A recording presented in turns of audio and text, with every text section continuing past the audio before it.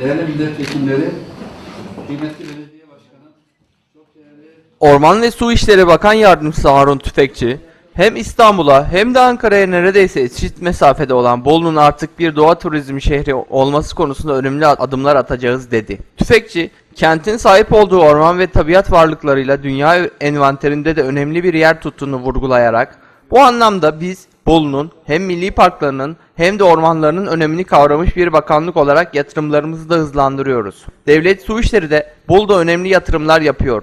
2012'den 2015'in sonuna kadar 498 milyon liralık yatırım yapmış bulunuyoruz diye konuştu. Yedigöller'de bir inceleme yapacağız. Çünkü orası gerçekten doğa harikası bir yer. Ve bakanlığımız fevkalade önemsiyor Yedigöller'i. Az önce de Gölcük'teydik. Gölcük'te neler yapabiliriz? Çünkü orada çok önemli bir alan.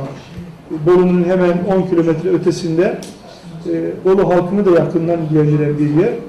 Ama biz orayı Türkiye turizmine, dünya turizmine de aşmak istiyoruz. Yani bütüncül düşünerek sadece Bolu değil, bir bütün halinde hem İstanbul'a hem de Ankara'ya neredeyse eşit mesafede olan Bolu'nun artık bir turizm, doğa turizmi şehri olması konusunda önemli adımlar atacağız. Zaten bakanlığımız da bu konuda bugüne kadar önemli adımlar attı. Biliyorsunuz Yedigöller'le ilgili önemli yatırımlar yaptık. Yapmaya da devam edeceğiz. Yine belediyemizle birlikte işbirliği içinde Gölcük'te çalışmalar yürüttük. Türkiye'de ormancılıkla ilgili önemli çalışmalar yapıldığına işaret eden Tüfekçi şöyle devam etti.